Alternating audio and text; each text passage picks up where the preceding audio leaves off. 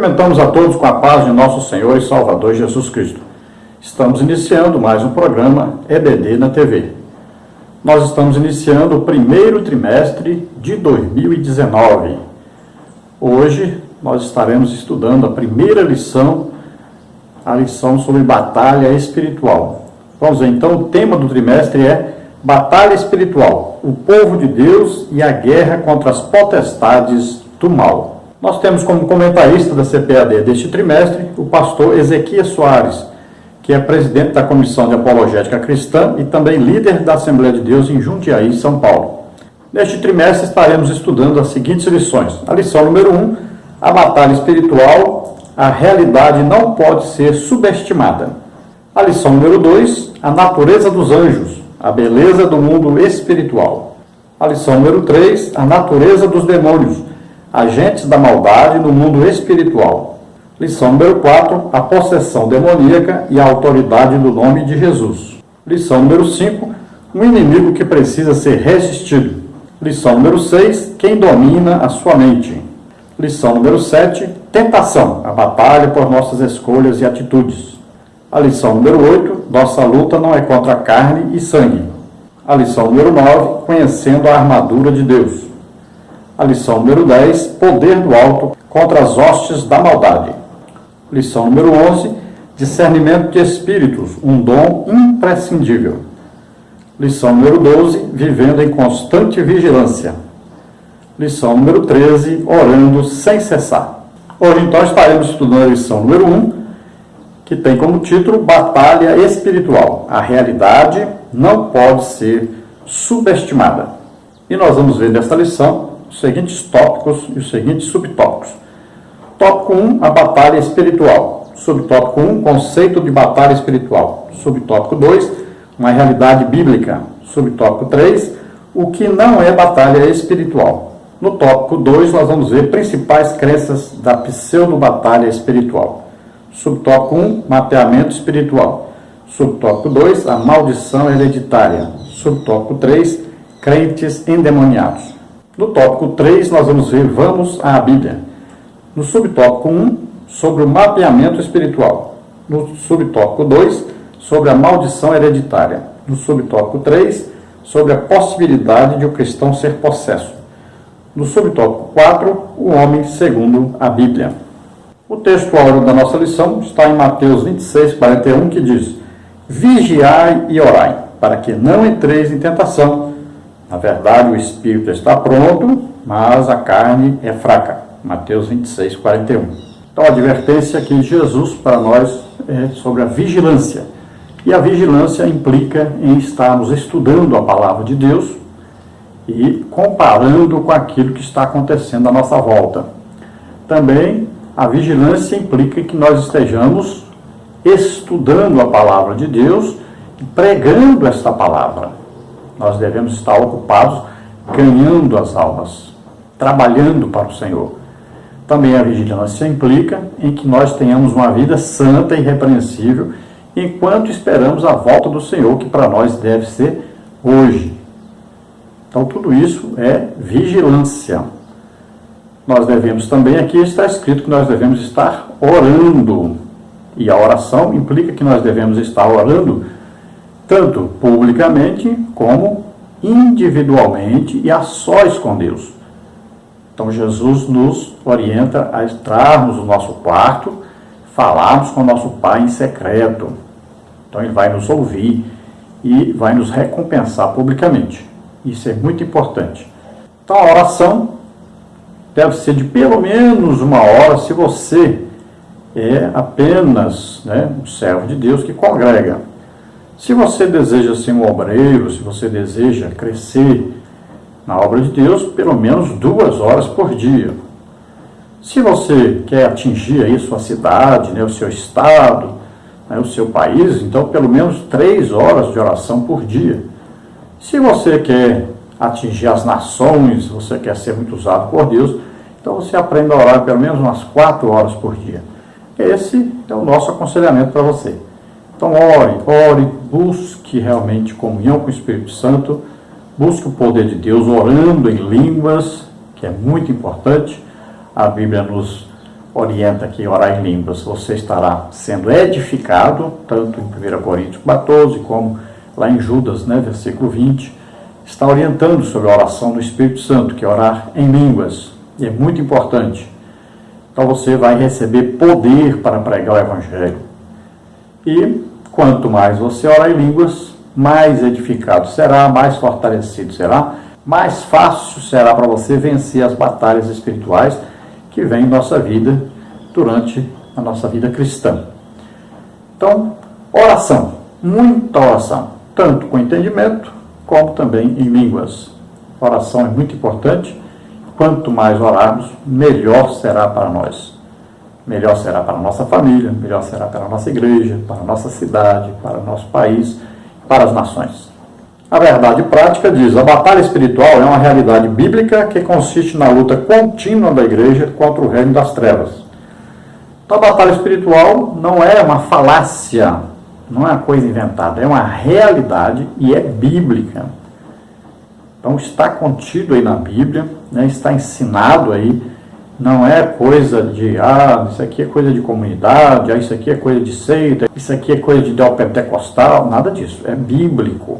Na lição número 1, nós vamos ver que o comentarista da lição, ele se preocupa muito com o exagero, né, principalmente nas igrejas neopentecostais e também algumas seitas. Então, ele vai falar sobre isso.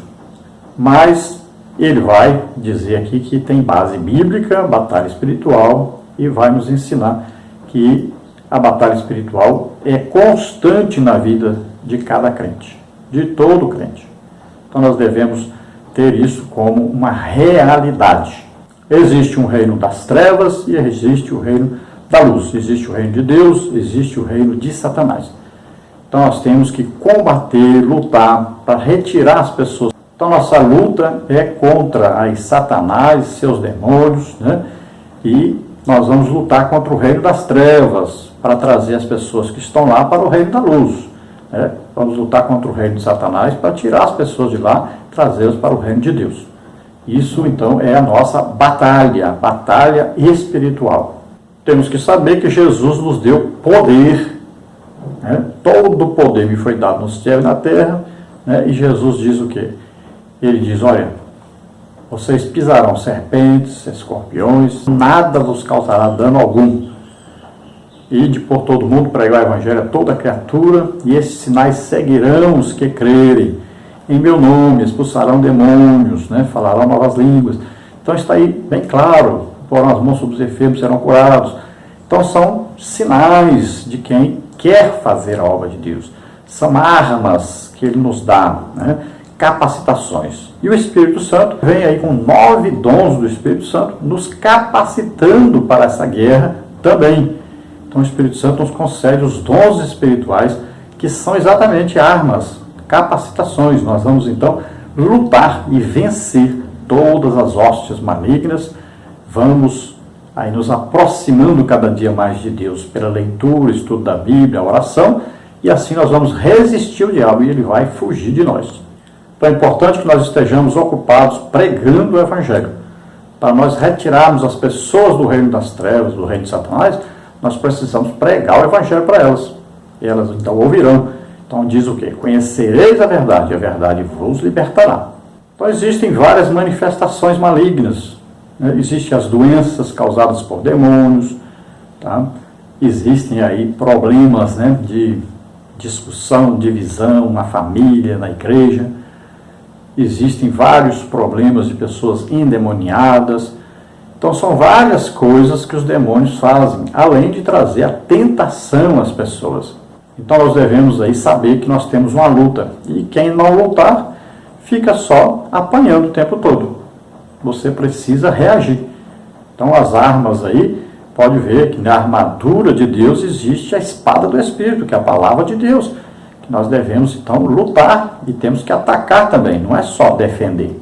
Existe escudo, mas existe espada. E Deus nos concede várias armas, né? Nós temos o nome de Jesus, nós temos o sangue de Jesus, nós temos os dons do Espírito Santo. Então são várias armas espirituais que nós temos para lutar essa luta. A leitura bíblica em classe está na primeira epístola de Pedro, capítulo 5, versículos de 5 a 9, que diz assim: Semelhantemente, vós, jovens, sede sujeitos aos anciãos, e sede todos sujeitos uns aos outros, e revestivos de humildade, porque Deus resiste aos soberbos, mas dá graça aos humildes. Humilhai-vos, pois, debaixo da potente mão de Deus, para que a seu tempo vos exalte, lançando sobre ele toda a vossa ansiedade, porque ele tem cuidado de vós. Sede sóbrios, vigiai, porque o diabo, vosso adversário, anda em derredor, bramando como leão, buscando a quem possa tragar, ao qual resistir firmes na fé, sabendo que as mesmas aflições se cumprem entre os vossos irmãos no mundo. Então, aqui advertência para os jovens, dizendo que eles devem ser submissos aos anciãos, porque os anciãos têm o quê? Eles têm a experiência, né? Já lutaram essas lutas que esses jovens estão passando, e eles venceram essas lutas. Eles passaram pelas mesmas aflições que os jovens estão passando, e venceram as aflições. Então, o jovem deve ouvir, deve respeitar, né? Deve pedir orientação aos mais velhos. E Pedro fala que isto, então, seria o quê? Uma vestimenta, mas existe o revestimento, que o revestimento aí é o revestimento da humildade diante de Deus. Então, nós devemos nos sujeitar a Deus. Então, nós vamos aí estar cada dia mais cheios do Espírito Santo, cada dia mais em comunhão com Deus, nos aproximando cada vez mais de Deus, porque é sujeitando-nos a Deus que nós vamos poder resistir o diabo, aí então ele fugirá de nós. Porque o poder para afastar Satanás está exatamente no Espírito Santo que está em nós. É a presença de Deus que vai causar resistência então a Satanás. Aqui também fala de lançar sobre Deus, lançar sobre Jesus as nossas ansiedades, porque ele tem cuidado de nós, né? Então você aprenda a fazer isso, todas as ansiedades, preocupações, tudo aquilo que você sabe que você não consegue vencer, lança sobre Deus, entrega para Deus, e ele vai ajudar, ele vai fazer tudo o que é preciso para que você possa vencer as suas lutas no dia a dia. Então, sede sóbrios quer dizer, não fique como um bêbado correndo de igreja para igreja, de doutrina para outra doutrina. Seja sóbrio, né? Leia a palavra de Deus, siga o que está na palavra de Deus, siga a orientação de Deus. Isso é sobriedade. Então, não fique mudando de opinião todo dia. Fique vigilante, então, porque o diabo, ele tenta nos derrubar de todo jeito. Ele nos estuda todos os detalhes, nossas fraquezas, e ele vem exatamente com a tentação onde nós somos fracos, para poder nos derrubar. Então, seja firme, vigilante, cuidado, porque o diabo está todo o tempo querendo derrubar as pessoas que Deus usa. Então, muitas vezes, ele parece um leão feroz, né? Parece até que ele vai vencer, que ele é poderoso para vencer. Mas lembre-se sempre, nós temos o leão da tribo de Judá, que é Jesus Cristo. Nós temos o verdadeiro leão, que é capaz de vencer qualquer luta. Ele já venceu Satanás, venceu o pecado, venceu a morte. Então veja só, nós estamos do lado certo, nós estamos do lado mais forte. Ninguém pode vencer Deus. Na verdade, Satanás, tudo que ele faz está debaixo de uma permissão de Deus. Ele só vai até onde Deus permite. Então, saiba disso. Nós, com Cristo, em Cristo, nós somos mais do que vencedores. Acredite, você pode vencer qualquer inimigo que se levantar contra você. Então, resista firme na fé. Acredite em Deus, acredite na palavra de Deus. Acredite no poder de Deus. Acredite no Espírito Santo que está dentro de você. O mesmo Espírito Santo que estava dentro de Jesus. Ele tem todo o poder para fazer tudo o que for necessário e vencer todas as astutas armadilhas, ciladas que o diabo levantar.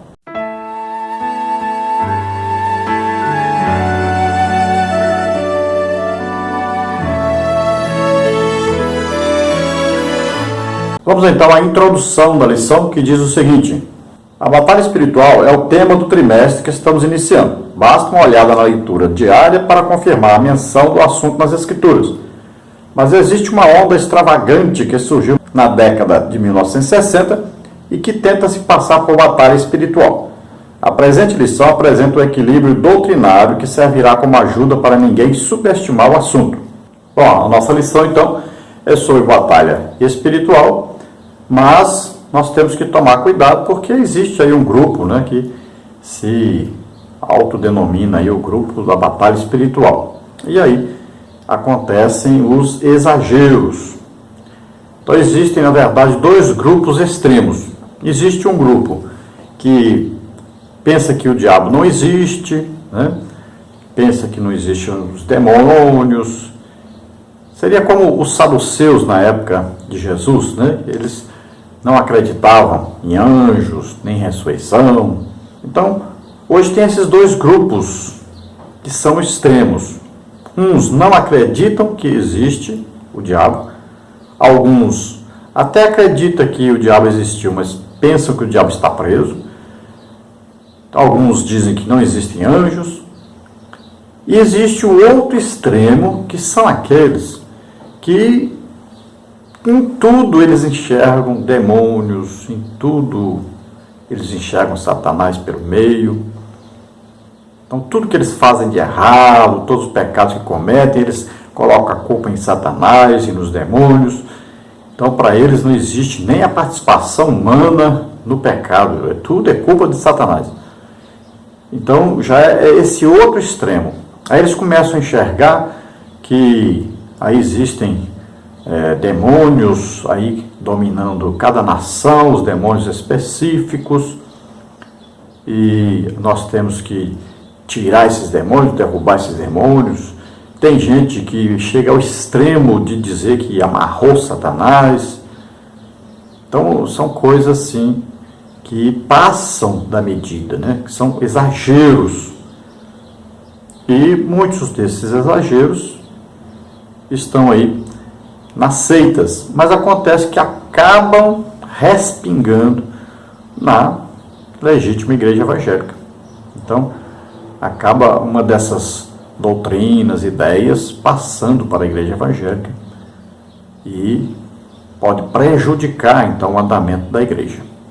Então, por isso, está sendo escrito pelo nosso comentarista, pastor Ezequias Soares, sobre este assunto, mas nós temos que ver que existem realmente esses dois extremos.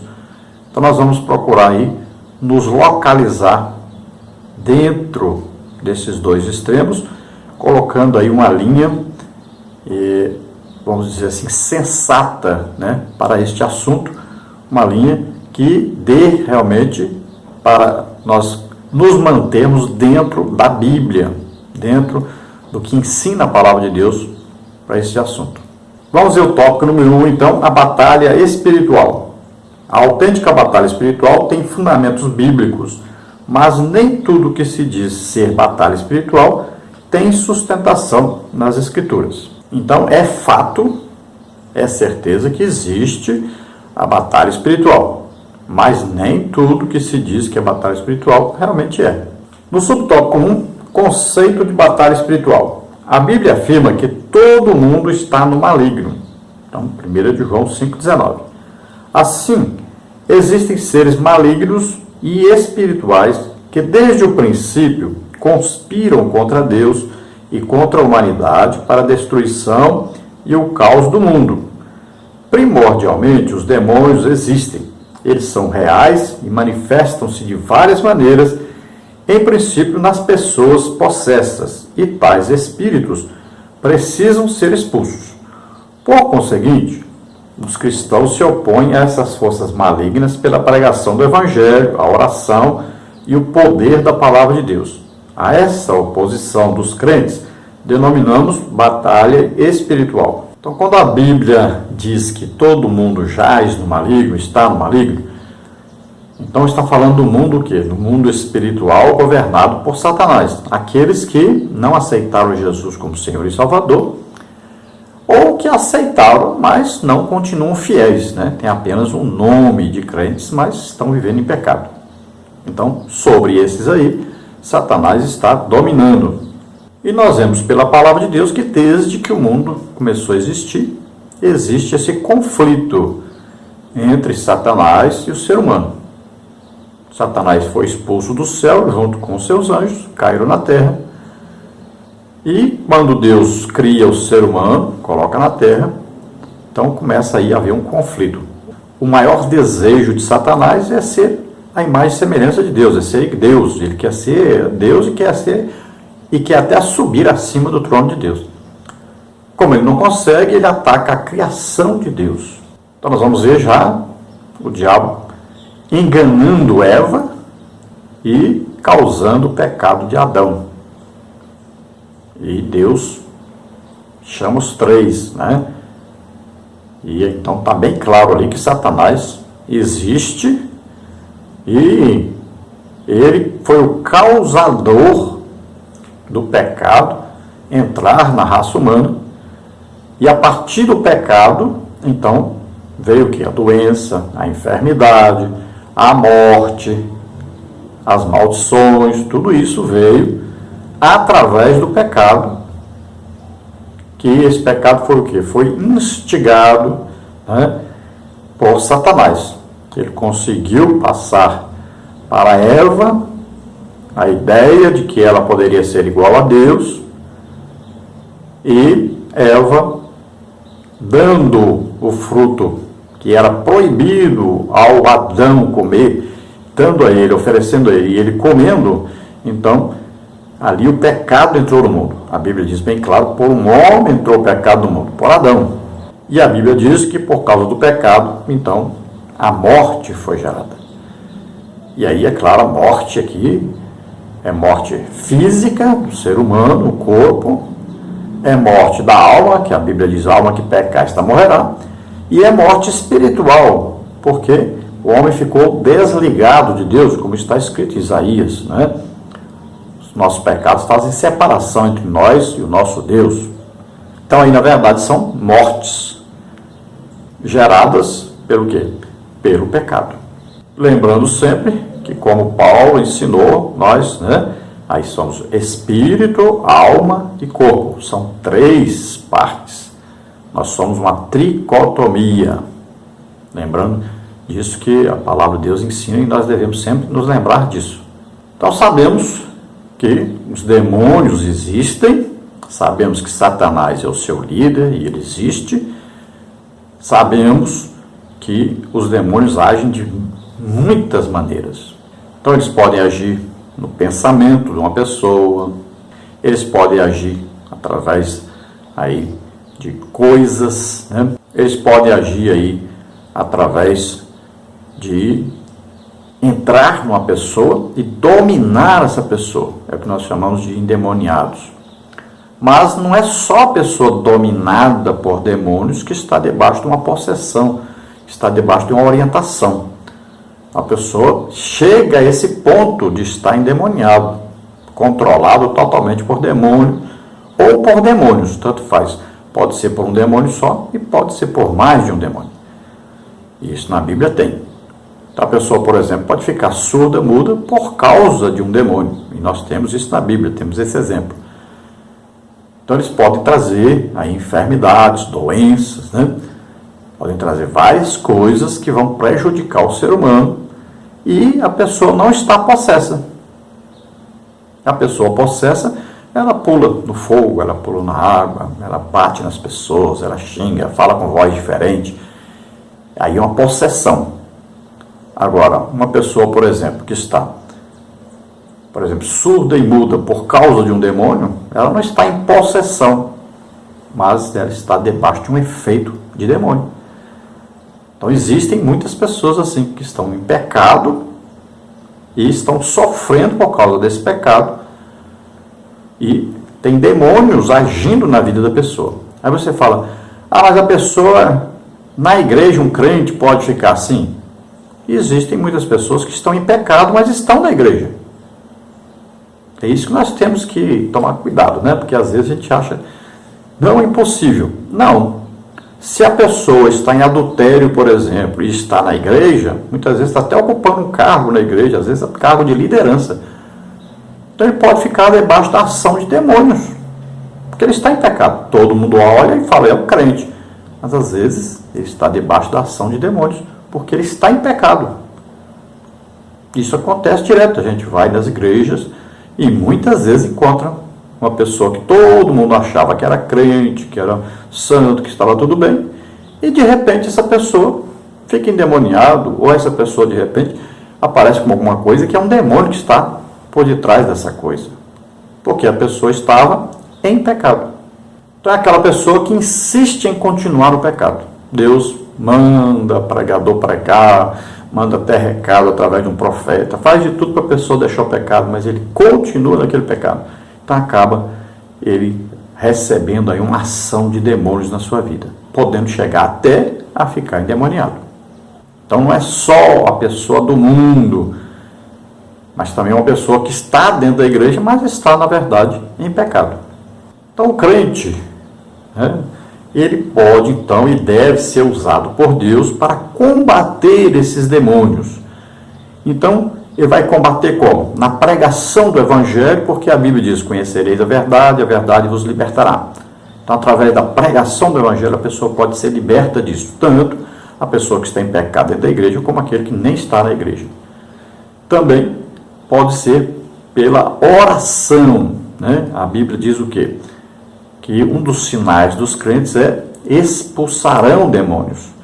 Então nós podemos orar pelas pessoas e os demônios serem expulsos. Sempre o quê? Em nome de Jesus, na autoridade de Jesus, que ele nos concedeu.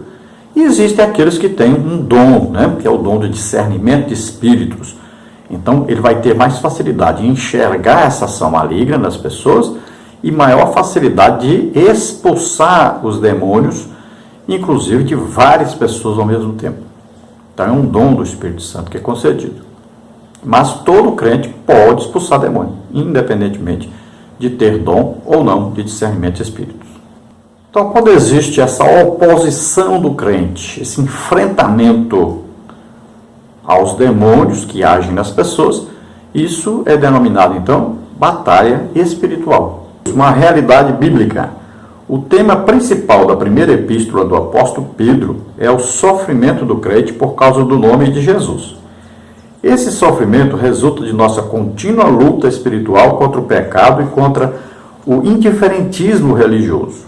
Mas, ao encerrar sua epístola, o apóstolo esclarece que tudo isso parte de Satanás e seus agentes. Sede sóbrios, vigiai, porque o diabo, vosso adversário, anda em derredor, bramando como leão, buscando a quem possa tragar. Nós vamos ver que o tema principal, então, da epístola de Pedro é falando sobre a perseguição dos crentes, né? A vida dificultosa dos crentes no início da igreja. Eles sofriam grande perseguição e viviam em constantes lutas contra si mesmos. Se deixavam o cristianismo, se continuavam cristãos por causa do sofrimento, passavam dificuldades, até fome por causa do Evangelho. Além disso, eles tinham então a própria luta contra si mesmos, que era contra o pecado. E Pedro então avisa para eles, olha, cuidado, porque o diabo anda em derredor. Ele parece poderoso, parece grande, parece um leão, mas ele anda em derredor procurando como fazer para o crente se desviar, como fazer o crente cair. Então ele vai estudando o crente, né, o que ele gosta, o que ele deseja, e ele vai descobrir uma maneira então de levar esse crente ao pecado.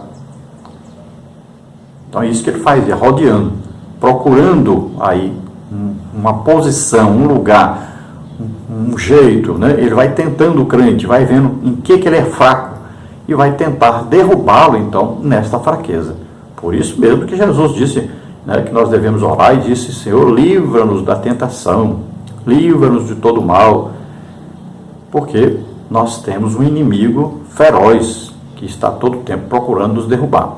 Então nós devemos sempre estar aí atentos a isso, que existe um inimigo e que ele quer nos derrubar.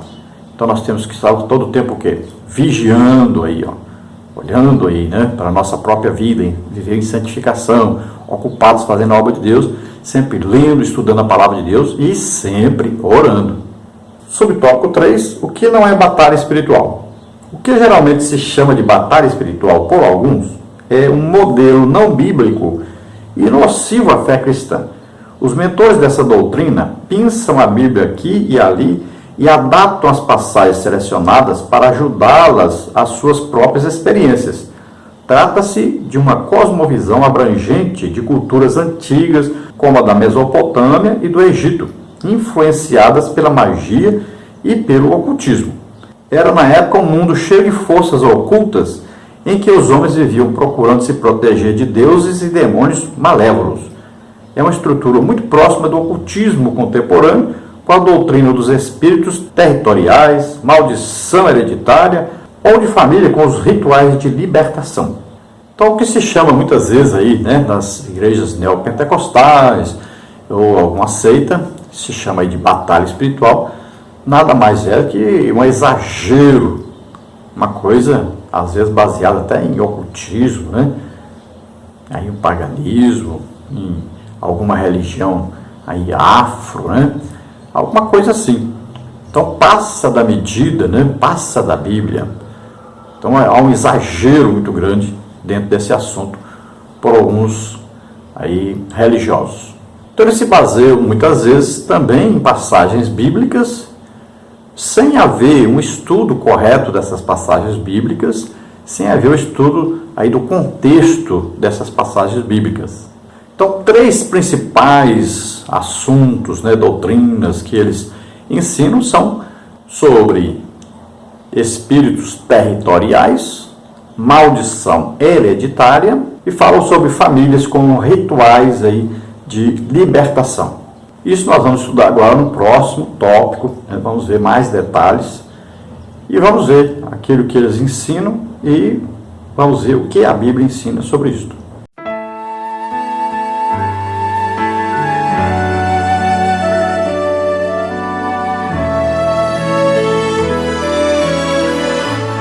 Tópico 2. Principais crenças da pseudo-batalha espiritual. Nós vamos ver aí mapeamento espiritual, a maldição hereditária e crentes endemoniados. As inovações mais chocantes que se pregam por aí são o mapeamento espiritual, a maldição hereditária e a ideia de que um salvo pode ser possuído pelos demônios. Subtópico 1. Mapeamento espiritual. A doutrina consiste na crença de que Satanás designou seus correligionários para cada país, região ou cidade. O Evangelho só pode prosperar nesses lugares quando alguém cheio do Espírito Santo expulsar esse espírito maligno. Em decorrência, surgiu a necessidade de uma geografia espiritual, um mapeamento espiritual. Os espíritos territoriais são identificados por nomes que eles mesmos teriam revelado com as respectivas regiões que eles supostamente comandam. Essas pessoas acreditam que tudo isso se baseia na Bíblia, como está em Daniel 10, 13 e 20 e Marcos 5, 10. Então nós estamos vendo aqui o exagero, Então sempre você tem em mente isso. Não quer dizer que não exista aí uma ideia e que seja totalmente absurda sobre, por exemplo, Israel ter um responsável angelical por Israel, como Arcanjo Miguel. O anjo Gabriel, por exemplo, é sempre usado para falar com Israel. E podemos ver em Daniel, falando do príncipe da Pérsia, o príncipe da Grécia.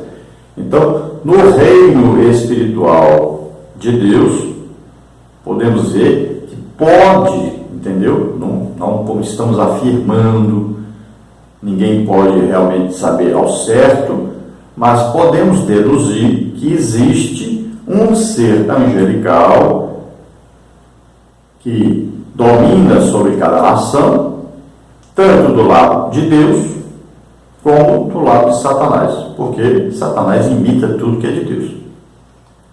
Então, quando fala aqui príncipe da Pérsia, príncipe da Grécia, aqui se referindo a como se fosse aí um ser, que não é do lado de Deus, mas aqui fala do lado de Satanás, como se tivesse um responsável, vamos dizer assim, uma autoridade sobre os demônios daquela nação. Nós podemos conjecturar que, como Deus é muito organizado com seus exércitos celestiais, então nós podemos aí, estudando a palavra de Deus, deduzir que existe algum anjo ou arcanjo responsável por cada nação, e ele comanda os anjos.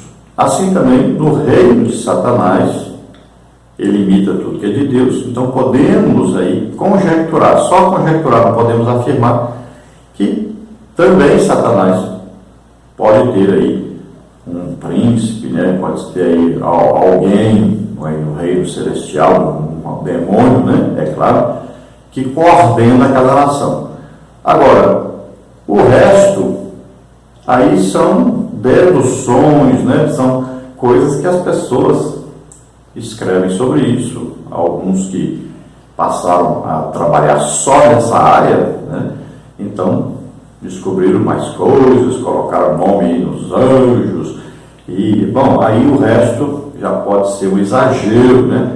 É sempre isso, nós estamos vendo aqui o exagero, não quer dizer que é impossível de existir isso, mas a colocar, por exemplo, que se alguém for a um país e não descobrir quem é esse aí líder espiritual do reino de Satanás e não conseguir saber as suas estratégias e tal, não vai poder ganhar muitas almas, tá? Isso aí já é absurdo.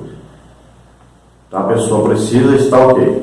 Cheio do Espírito Santo, a pessoa precisa pedir a Deus capacitações, né, os dons do Espírito Santo, e ele vai pregar o Evangelho cheio do Espírito Santo. Jesus deu essa ordem de, olha, fiquem em Jerusalém até que do alto sejais revestidos de poder, e então ser-me-eis testemunhas, então, tanto em Jerusalém como na Judéia, Samaria, até os confins da terra. Então Jesus deu uma ordem: primeiro, seja cheio do Espírito Santo. Então é necessário ser batizado do Espírito Santo e viver continuamente cheio do Espírito Santo. Mas Jesus não disse sobre essa batalha espiritual, a pessoa aí ver quem é o líder, nada disso. Nós estamos lutando contra Satanás. Agora, como é que nós lutamos? Pregando o Evangelho, orando para as pessoas serem curadas, libertas. Não é assim que Jesus fazia? Jesus não andou por aí, príncipe não sei o que, da área não sei o que, nada disso. Jesus não usou nenhum mapeamento espiritual. Mas nós temos então que entender isso. Pode existir, mas o que isso vai influenciar para nós? Nada. Nós temos que pregar o Evangelho cheio do Espírito Santo, buscar os dons do Espírito Santo, que são capacitações, são armas de combate contra Satanás. E nós vamos pregar que Satanás estará enfraquecido e ele não é o dono de nada, ele não manda em nada.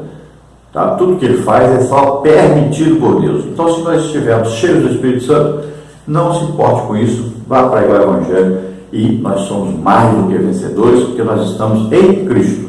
Subtópico 2, a maldição hereditária. A doutrina resume-se nisso. Se uma pessoa tem problemas com adultério, pornografia, divórcio, alcoolismo ou tendências suicidas, é porque no passado alguém de sua família, não importa se avós, bisavó ou tataravós, teve esse problema. Desse modo, a pessoa afetada pela maldição hereditária deve, em primeiro lugar, descobrir em que geração seus ancestrais deram lugar ao diabo. Uma vez descoberta tal geração, pede-se perdão por ela, e dessa forma a maldição de família será desfeita. É uma espécie de perdão por procuração, muito parecido com o batismo pelos mortos praticado pelos mormons. Os que defendem essa doutrina pensam as Escrituras em busca de sustentação bíblica. Então eles vão falar sobre Êxodo 20, versículo 5, Deuteronômio 5, 9, Isaías 8, 19. Então você veja, por exemplo, Deuteronômio 5, 9. Não te encurralarás a elas, nem as servirás, porque eu, o Senhor teu Deus, sou Deus zeloso, que visita a maldade dos pais sobre os filhos, até a terceira e quarta geração daqueles que me aborrecem. Êxodo, capítulo 20, versículo 4, diz: não farás para ti imagem de escultura, nem alguma semelhança do que há em cima nos céus, nem embaixo na terra, nem nas águas debaixo da terra. Não te encurralarás a elas, nem as servirás, porque eu, o Senhor teu Deus, sou Deus zeloso, que visita a maldade dos pais e dos filhos, até a terceira e quarta geração daqueles que me aborrecem. Então aí vai se falar sobre maldição hereditária, baseado principalmente então em Êxodo, capítulo 20, versículo 5, e também Deuteronômio 5, versículo 9. Então não quer dizer que não exista uma maldição hereditária sobre aqueles que estão vivendo na idolatria. Agora, é absurdo alguém orar e falar: eu estou aqui pedindo perdão no lugar do meu pai, da minha mãe e tal. Bom, isso não vai influenciar nada, nem Deus não vai tirar ninguém do inferno por causa disso. Você não pode influenciar quem já morreu. Também você não pode mudar o pecado que alguém já cometeu no passado. Você orando, pedindo perdão, você não vai mudar isso. A Bíblia é bem clara em dizer: aquele que pecar, este morrerá. Né? Deus diz bem claro para Ezequiel sobre isso. Porque os judeus começaram a dizer: o pai pecou, é o filho que vai pagar o pecado dele. Né? Come uvas os pais e os filhos que vão ficar com o dente importado. Então, Deus diz que nunca mais vão dizer isso. Porque aquele que pecar, essa alma que pecar, esta morrerá. Cada um é responsável pelo seu próprio pecado diante de Deus. Então, não adianta você ficar pedindo perdão por uma coisa que seu pai fez, acreditando que isso vai mudar a sua vida. Então, não tem jeito. Agora, que está bem claro a palavra de Deus que se uma pessoa vive em idolatria e toda a sua família vive em idolatria, então, está dizendo aí, Deus amaldiçoa tanto esse pai, né, essa mãe, como toda a sua família. Então pode acontecer casos, por exemplo, o pai, o bisavô, o tataravô matou alguém. Pode acontecer que na família tem um histórico de assassinatos, né? O tataravô, um tio seu, um parente próximo ou distante. Então um histórico lá na família. Mas tudo isso é resultado do pecado. E quando, por exemplo, existe uma separação na família, um casal separou, então pode ocorrer que várias outras pessoas dentro dessa família também se separem. Então a maldição hereditária, quando se fala nisso, então está se falando nisso, que esse pecado dos pais, né, vão influenciar a vida dos filhos. Então, até a terceira e quarta geração, por quê? Porque eles vão copiar o pecado dos pais e vão estar sujeitos às mesmas maldições que os pais sofreram. É isso que quer dizer. Aí tudo bem, não está errado, está dentro da palavra de Deus. Agora, uma pessoa da família aceitou Jesus, então esta família, ela será mudada. Essa pessoa vai passar a pregar o evangelho para essa família e vai procurar ganhar essas pessoas para Jesus. Essa pessoa que aceitou Jesus como Senhor e Salvador, Gálatas 3,13 diz assim: Cristo nos resgatou da maldição da lei, fazendo-se maldição em nosso lugar, porque está escrito: maldito todo aquele que morreu no madeiro. Então, quando a pessoa aceita Jesus como Senhor e Salvador, ela morre espiritualmente, ela está morrendo, está nascendo de novo. Então, ela não pertence mais a essa família, pertence à família de Deus. Ela pertence a Deus a partir desse momento que ela aceitou Jesus como Senhor e Salvador. Nasceu de novo. Veja só, no reino espiritual, ela não pertence mais a essa família. Ela pertence à família de Deus. E Jesus levou sobre ele todas as nossas doenças, enfermidades, nossos pecados e todas as nossas maldições. Então a pessoa começou tudo de novo. Isso, o crente precisa entender isso e parar de ficar essas coisas. O passado, meu pai, meu avô, meu bisavô está pecado. Tem que descobrir o pecado que ele pecou, vai descobrir lá quem é que comanda na região, não sei o que. Esquece isso. Crente, viva cheio do Espírito Santo, não fica preocupado com essas coisas. Crente cheio do Espírito Santo e ocupado em fazer a obra de Deus, não precisa se preocupar com essas coisas.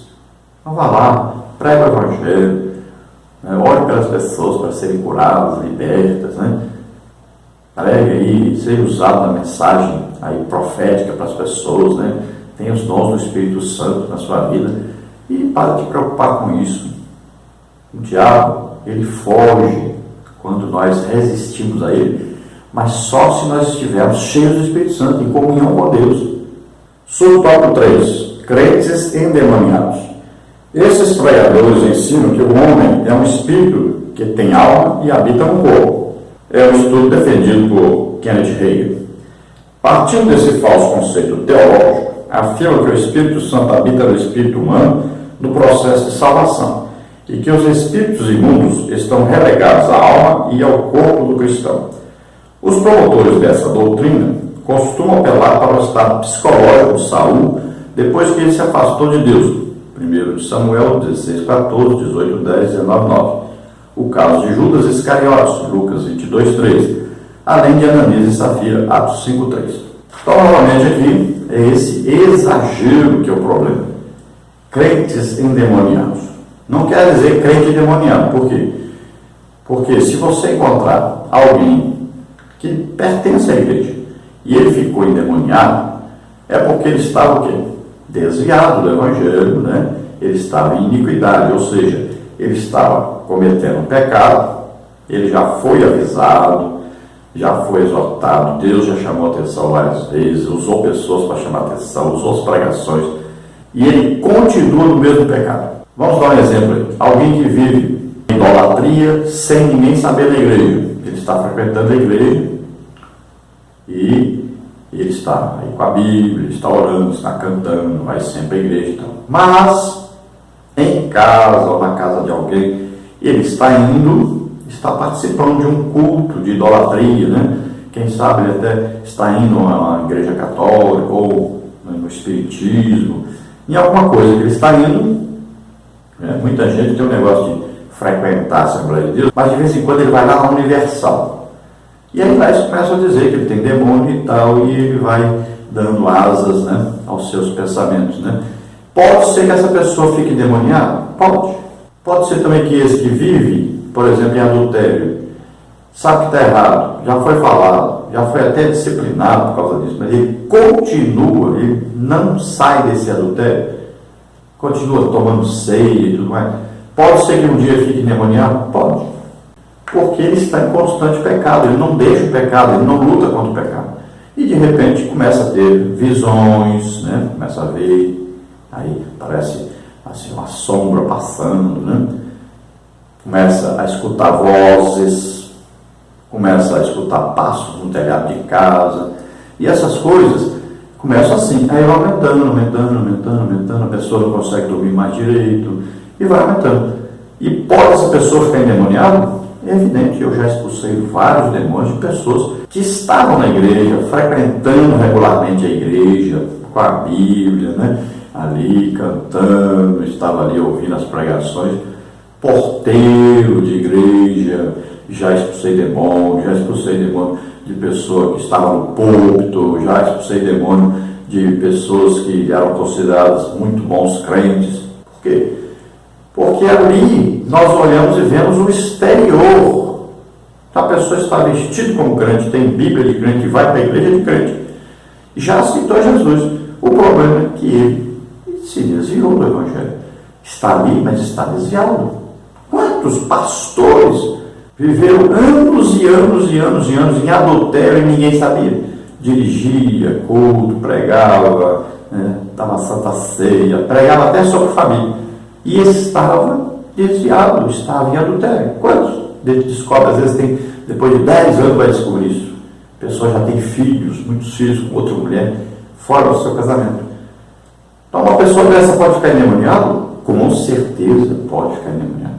Agora outra coisa importante, nós sabemos que nós somos uma tricotomia. Então, espírito, alma e corpo.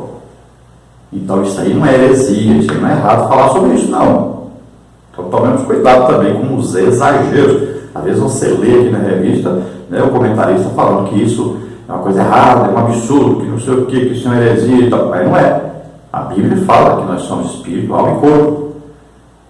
Então cuidado, porque lá no Antigo Testamento se confunde muito, né? Se ensina muito, assim como se fosse o ser humano uma dicotomia, mas o ser humano não é uma dicotomia, é uma tricotomia. Cuidado com isso. Não vai sair por aí falando que está errado falar que o espírito, falar que o ser humano é o espírito, alma e corpo. Cuidado, é isso. Está na Bíblia mesmo. O Espírito Santo nos ensina assim, né? A palavra de Deus nos ensina assim. O homem é um ser tricotômico. É espírito, alma e corpo. Então não vai ensinar diferente, não. Então, às vezes é porque uma heresia aí, né? uma seita e tal, ensina uma coisa. Não quer dizer que tudo que eles ensinam está errado. Então tome cuidado com isso. Às vezes nós exageramos, né? Então cuidado, porque lá no Antigo Testamento eles não conheciam corretamente sobre a tricotomia. No Novo Testamento ela é ensinada, bem ensinado. O apóstolo Paulo fala bem claro, né? Mantenha o espírito, alma e corpo irrepreensíveis para a vida do Senhor. Então nós somos uma tricotomia. Cuidado, não vai falar que isso está errado, não. Agora, falar que o pecado só é a alma e o corpo, aí também é exagero, é errado. Porque tanto o ser humano não tem jeito como dividi-lo, separá-lo.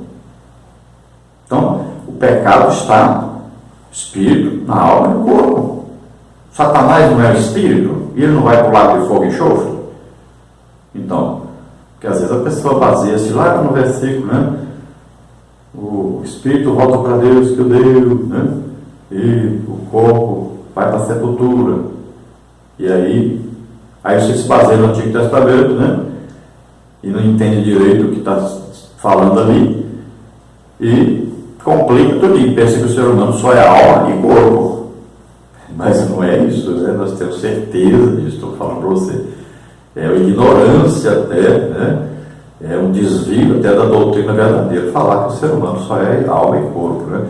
Então o Espírito Santo, ele habita realmente em nós, né? Liga o nosso espírito com Deus. Nós temos aí uma alma que é responsável pelo nosso intelecto, nossas decisões, né? E temos o corpo que nós moramos enquanto estivermos na terra, por isso foi feito o pó da terra. Agora, para ser arrebatado, levado para o céu, vai ser transformado, né? O corpo terrestre vai passar a ser corpo celeste, corpo material vai ser transformado em corpo espiritual. Agora, quando for o juízo final, for lançado lá no fogo e enxofre, as pessoas que são condenadas, vai espírito, alma e corpo. Isso, Satanás é espírito, e ele vai. Então, é espírito, alma e corpo. Tá? Então, cuidado com esses ensinos também, que não vai complicar.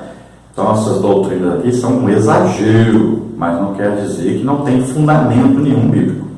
Tópico 3. Vamos à Bíblia. Ninguém tem o direito de fazer o que quiser com a Bíblia. Vejamos, portanto, o que a Bíblia ensina nas passagens reivindicadas pelos líderes defensores dessa inovação. Então, aí temos subtópico 1, sobre o mapeamento espiritual. Subtópico 2, sobre a maldição hereditária. Subtópico 3, sobre a possibilidade de o cristão ser possesso. Subtópico 4, o homem segundo a Bíblia. Subtópico 1, sobre o mapeamento espiritual. As duas passagens de Daniel falam sobre o príncipe do reino da Pérsia, Daniel 10:13, e o príncipe da Grécia, versículo 20. São citações fora de contexto, pois se trata de guerra angelical e não há indícios da presença humana. O gadareno revoga muito que os não enviasse para fora daquela província, Marcos 5:10, porque Jesus havia mandado os tais espíritos para o abismo. E rogavam-lhe que não os mandasse para o abismo, Lucas 8:31. Essa é a razão de pedirem para ficar na região, não se refere, portanto, a espíritos territoriais. Assim fica claro que se trata de uma doutrina baseada numa interpretação equivocada. Então, novamente falando, né, existe o exagero dessas pessoas quanto ao caso. Agora, falar que, não, aqui é uma guerra, mas é uma guerra angelical, né? Então, aqui não está provando que não exista aí essas hostes, né? Esses príncipes das trevas, porque o Paulo, ele cita isso aí, né, na carta escrita aos Efésios, né? Que existe realmente uma organização, tanto celestial, com os anjos, quanto do reino de Satanás. Paulo diz lá em Efésios 6:12, diz, olha, porque não temos que lutar contra a carne e sangue, mas sim contra os principados, contra as potestades, contra os príncipes das trevas deste século, contra as hostes espirituais da maldade nos lugares celestiais. Então, veja bem, não podemos dizer que não exista uma organização celestial, porque Paulo está explicando que existe realmente essa organização, né, de Satanás e os seus demônios. Lá tem os seus príncipes, potestades e tal. Então, está bem claro na Bíblia que existe realmente. Agora, o que nós não podemos aceitar é esse exagero teológico dessas pessoas que supervalorizam isso como se isso pudesse nos dominar, pudesse nos impedir de pregar o Evangelho, de ganhar as almas, né? E isso não é verdade. Então, o crente só precisa estar cheio do Espírito Santo. E muitos pregaram também o Evangelho, foram a muitos países, né, que depois acabaram perdendo a salvação, mas pessoas que foram lá pregar, as pessoas aceitaram Jesus, né, mudaram de vida, e eram nações terríveis. Olha, exemplo de Jonas. Jonas pregou em Nínive e as pessoas se arrependeram, foram salvas. Mas o que virou depois? Depois a outra geração já veio trazendo tudo que não prestava de novo, tudo atolado no pecado de novo, e acabou a cidade se acabando e aquelas pessoas sendo condenadas, né? Vamos ver, Paulo pregou em regiões que as pessoas aceitaram Jesus e depois deixaram o Evangelho. Olha bem, quem abriu as igrejas na Ásia ali, na Turquia? Quem abriu as 7 igrejas do Apocalipse? O apóstolo Paulo, Timóteo, Tito, né? Barnabé. Quem dirigiu até esses homens todos, e até o apóstolo João dirigiu a cidade de Éfeso ali. Onde estão essas igrejas hoje? Tudo fechadas. Os países ali, tudo muçulmano. Não existe mais essas igrejas. Então, olha só, mas quem abriu? Apóstolo Paulo. Olha só quem dirigiu as igrejas: Paulo, Barnabé, né? Tito, Timóteo, olha aí, o apóstolo João. E não existe mais. Então, não tem nada a ver isso de falar que ali tem um espírito regional, que ninguém vence, que o diabo não consegue, que os crentes não conseguem vencer, que tem que descobrir que é o demônio. Onde é que Paulo disse algum nome de demônio que existia ali, que algum príncipe de Satanás existia ali, que não conseguia derrotá-lo, não sei o quê? Não existe isso. Então as pessoas têm que saber que as pessoas não estão ganhando almas é porque não querem, não desejam, não querem ir, não querem arriscar suas vidas, né? Nesses lugares tem que arriscar suas próprias vidas para pregar o Evangelho. Agora, Paulo pregou ali, foi cheio do Espírito Santo, fazendo milagres e mais milagres. Deus operava grandes sinais, prodígios e maravilhas através dele. É assim que se prega o Evangelho lá. Aí hoje ninguém quer saber disso, ninguém faz isso. Então muitos, aí são ditos heróis da fé, foram lá, não pregaram nessas coisas, nesses países, para todo lado.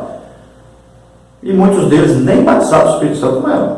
Ganharam almas, ganharam muitas vezes usando ali, né, ajudar as pessoas com alimento, com roupa, né, pregando o Evangelho e tal. A palavra de Deus é a palavra de Deus. Agora, é bem diferente de alguém cheio do Espírito Santo, como o apóstolo Paulo, né, e usado por Deus em dons. Ele pregava o que ele pregava o que ele ganhava de almas em um mês, no máximo um ano. Pessoas levavam a vida inteira, 20, 30 anos, para ganhar, e não conseguiram ganhar tantas almas como ele ganhou no período curto. Porque o Evangelho, do jeito que Jesus ensinou, né, Jesus disse: olha, ficar em Jerusalém até que do alto seja revestido de poder. Aí depois vocês vão sair pregando o Evangelho. E temos que buscar capacitação para pregar o Evangelho, as armas para pregar o Evangelho. Aí dons do Espírito Santo. Eu acho impressionante cursos hoje para missionários, onde se ensina só teoria às pessoas. Prática de passar fome, não sei o quê. Mas cadê o ensino de jejum, muita oração? Aí tem que ensinar o missionário a orar pelo menos umas 5 horas por dia.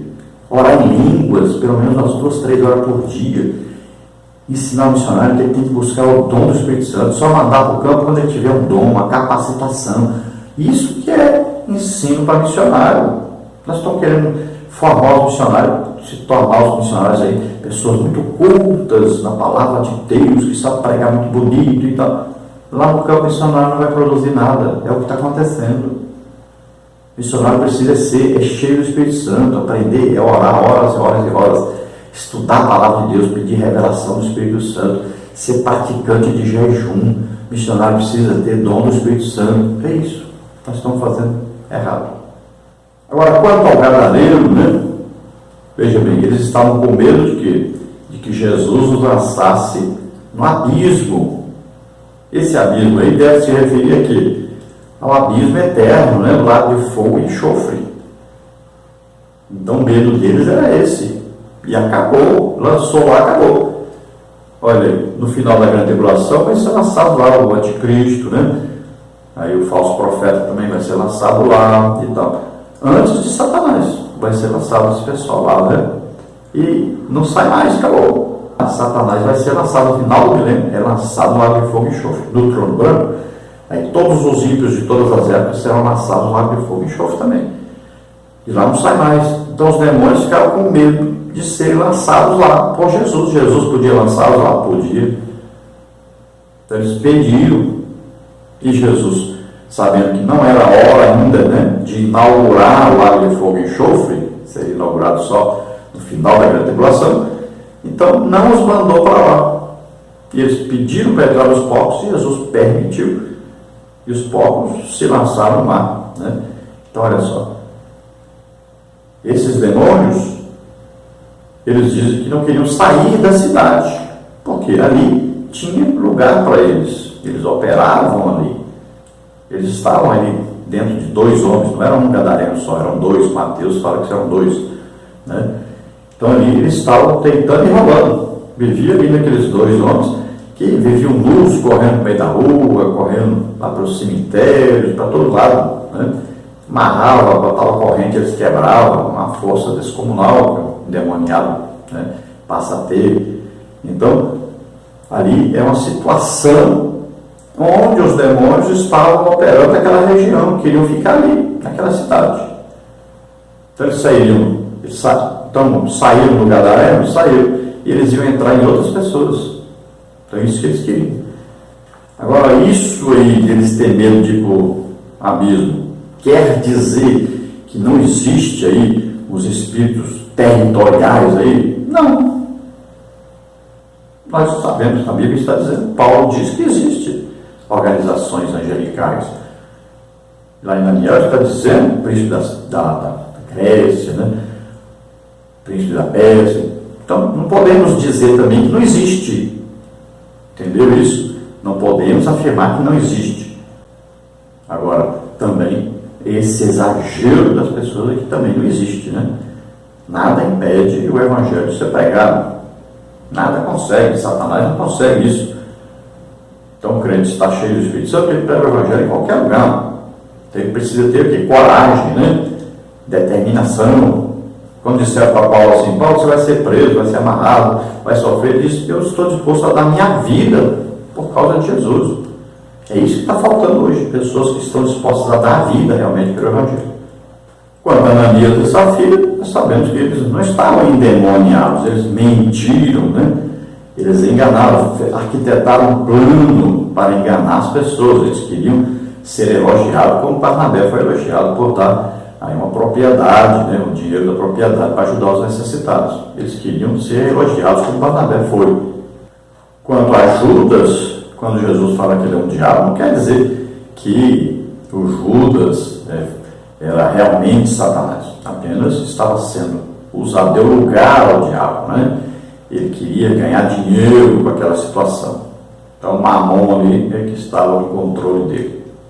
Vamos ver sobre o tópico 2, sobre a maldição hereditária. No segundo mandamento do Decálogo, Deus afirma visitar a maldade dos pais nos filhos até a 3ª e 4ª geração daqueles que me aborrecem. Êxodo 25, Deuteronômio 5:9.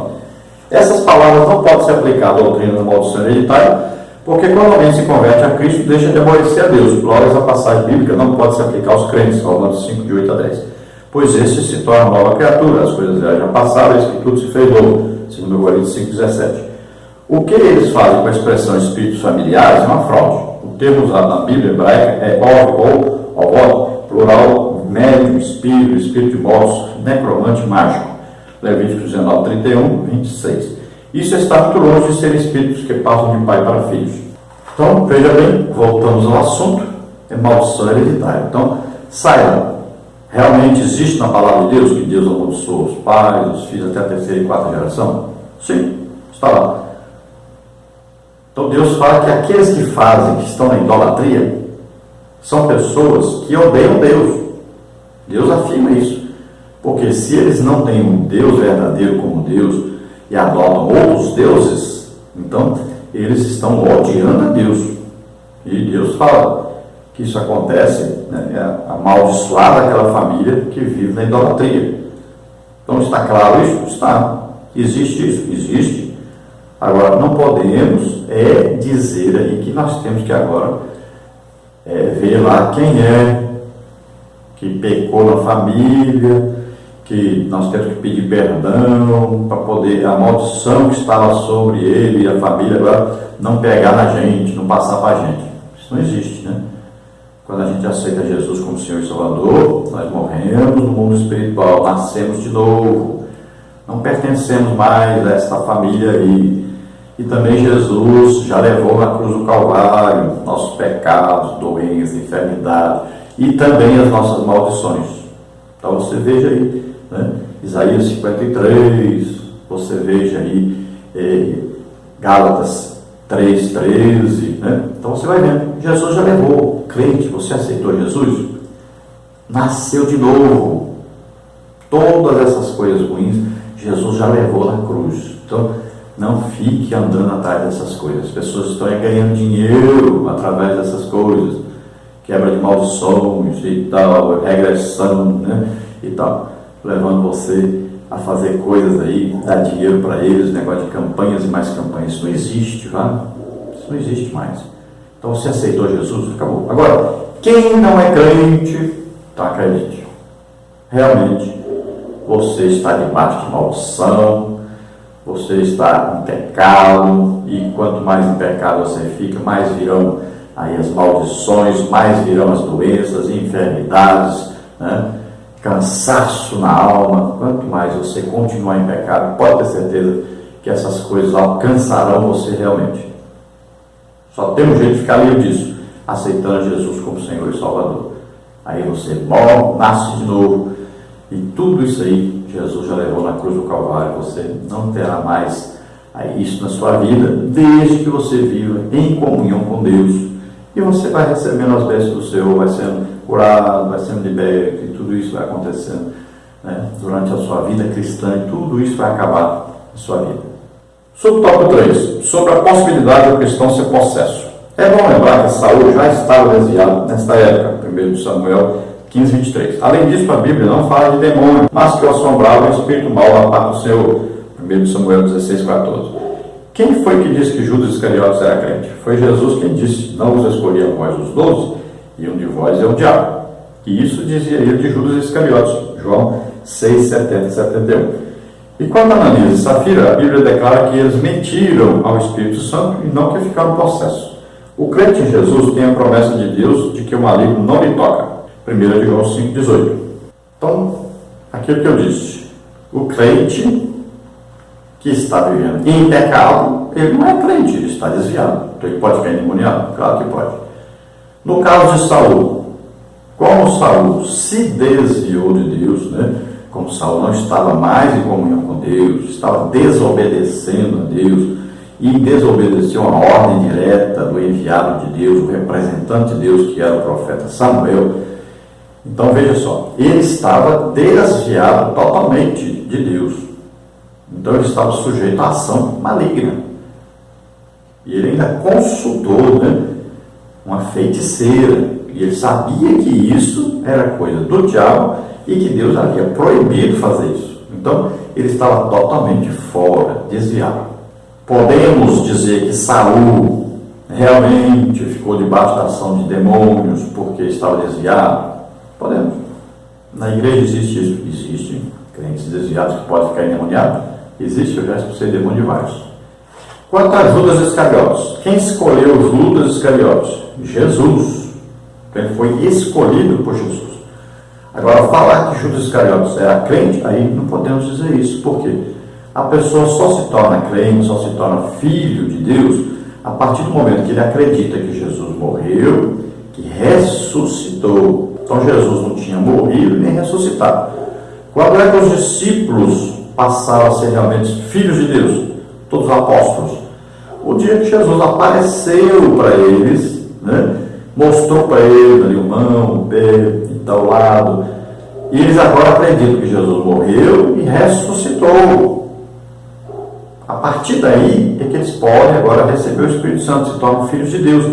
Para se tornar filho de Deus, precisa receber o Espírito Santo. Olha lá, o que acontece? Nós estamos no Novo Testamento. Então o que aconteceu? Jesus agora assoprou sobre eles e disse: receber o Espírito Santo. Olha só, receber o que eles não tinham. Então se você falar assim, o Judas era crente. Não era não. O Pedro era crente. Não era não. Só passaram a ser salvos a partir do momento que Jesus morreu e ressuscitou, e acreditaram nisso, que Jesus morreu e ressuscitou. Isso é uma condição simples que está na Bíblia. Paulo diz, né, se com a tua boca confessares o Senhor Jesus e teu coração creres que Deus ressuscitou dos mortos, será salvo. Então é bem claro, Jesus só assoprou, só deu a eles o Espírito Santo a partir do momento que eles acreditaram que ele tinha morrido e ressuscitado. Então, quando Judas quer ganhar dinheiro e acha um meio que é entregando Jesus, né, ele então vai fazer isso. Inspirado, é claro, por Satanás, né, ajudado por demônios que orientavam, ajudavam ele a chegar nessa conclusão e fazer isso. Mas Jesus não está dizendo que ele está endemoniado. A palavra diabo, então, é um acusador, né? E Judas estava ali exatamente para fazer isso, né? Um traidor ali que estava ali. Por isso que Jesus diz que ele é o diabo. Subtópico 4, o homem segundo a Bíblia. Jesus diz que o espírito não tem carne nem ossos. Lucas 24:39. Se o espírito não tem carne nem ossos, logo se conclui que não é verdade que o homem seja um espírito. A Bíblia declara que Deus formou o homem do pó da terra e soprou em seus narizes o fôlego de vida da vida, o fôlego da vida, e o homem foi feito alma vivente. Gênesis 2:7. Isso mostra que o ser humano é uma combinação do pó da terra com o sopro de Deus. O Senhor Jesus se fez homem, pois o Verbo se fez carne. João 1:14. Bom, eu achei aqui assim, meio estranho, né? Porque o comentarista está ensinando, meio estranho. Porque nós sabemos que o homem é espírito, alma e corpo, né? Mantém o espírito, alma e corpo irrepreensíveis para a vida do Senhor. Está bem claro na Bíblia. Todo mundo sabe que o homem é uma tricotomia. Simples, todo crente sabe disso. Então não podemos ensinar do jeito que está aqui, né? Claro, senão as pessoas vão ficar confusas aí. De repente eu vou falar, mas nós estudamos sobre tricotomia, agora diz que não existe, que negócio é esse? Então o homem é uma dicotomia. Então veja bem, espírito, alma, corpo. 3 coisas diferentes. Deus é o triuno, Pai, Filho e Espírito Santo. Então vamos entender direitinho isso aqui. Quando aqui então o comentarista diz, olha, Jesus diz que um espírito não tem carne nem ossos, é evidente, o espírito não tem carne nem ossos. Então existe anjo, existe demônio. Agora, o espírito humano está no homem, o espírito, e ele, é claro, não tem carne nem osso, é espírito. A alma tem carne e osso? Não, está no homem, está. Então, esse ensino ficou meio estranho aqui, né? Vamos entender direitinho que não ter carne e osso não quer dizer que não exista. Então, tome cuidado com isso aqui, senão você vai se enrolar aqui nesse subtópico 4.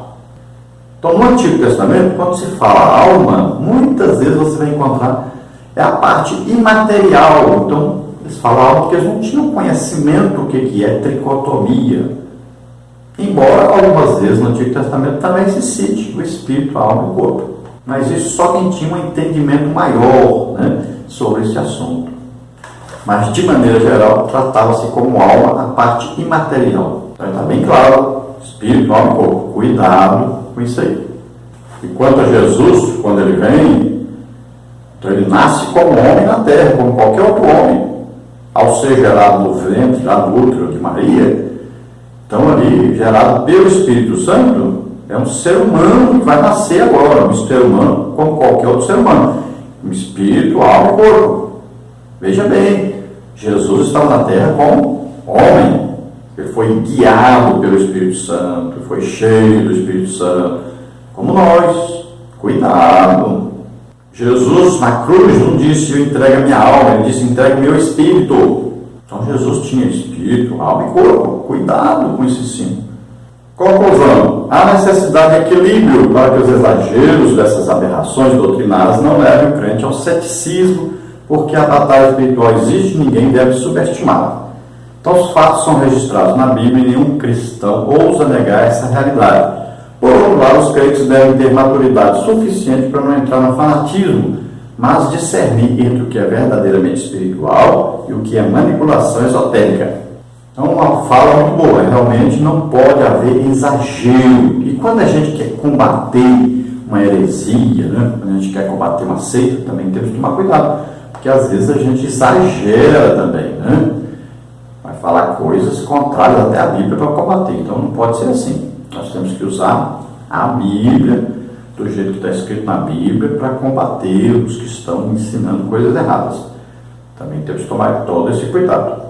Então, durante o trimestre, nós vamos estudar aí muita coisa interessante dentro desse assunto, batalha espiritual. Agora, veja bem, este ensino não é um ensino apenas teórico, tem que haver prática. Muitas vezes a gente incorre no erro de falar de um assunto assim que a gente não conhece, né? E vai se dar muito bem ensinando esse trimestre quem o quê? Quem pratica, né? Quem está nas ruas aí, né? Orando, entrando nas casas, orando para as pessoas, expulsando demônio para todo lado e tal. Então, essas pessoas que estão na prática vão entender melhor este assunto, vão poder ensinar melhor. Acabamos de chegar de Sudmenuce, em São Paulo, lá perto de São José do Rio Preto, onde Jesus fez maravilhas, salvou almas, batizou, libertou, curou muito, mais de 100 pessoas. Coisas maravilhosas aconteceram ali. Vamos orar juntos. Se você está doente, está enfermo, vamos orar agora e você recebe a cura, a libertação. Vamos orar. Pai querido, em nome de Jesus, abençoa, Senhor, agora essas vidas que se chegam a Ti. Oh, regrata luz, me fares tesser gratinei. Ajuda, Senhor, que todos nós possamos ser luz por onde quer que andarmos e que essas vidas que se chegam a Ti agora, Senhor, possam ser luz por onde quer que andarem. Sejam luz nas suas casas, nos seus colégios, nos seus trabalhos, por toda parte, em nome de Jesus. Ajuda, Pai, os teus servos, as tuas servas, a entenderem, Senhor, o papel que estão exercendo aqui na terra, de representar o teu reino, de fazer o teu reino crescer cada dia mais, de ganhar almas para Ti. Em nome de Jesus, ajuda-os, Senhor, aqueles que querem ser capacitados. Em nome de Jesus, recebam agora o dom do Espírito Santo, recebam capacitação. Aqueles que não são batizados, recebam em nome de Jesus agora. Toca, Senhor, deles agora com poder. Em nome de Jesus, redala, cruzera, malas. Em nome de Jesus, recebe, em nome de Jesus, recebe o poder de Deus agora. Você que está doente, está enfermo, em nome de Jesus, toda enfermidade, toda doença, solta agora, em nome de Jesus. Solta todo mal, solta agora depressão, ansiedade, solta em nome de Jesus. Receba a cura agora em nome de Jesus. Amém. Glória a Deus, aleluia. Olha, queremos participar com você, se você desejar nos convidar, você entra aí então com o nosso e-mail, henriquelhs@hotmail.com ou henriquelhs@gmail.com. Nosso telefone, eu moro em Imperatriz, Maranhão, telefone 99, DDD, e o telefone é 991520454. Então entre em contato conosco, nos convide, e nós estaremos aí na igreja onde você congrega. Nos convide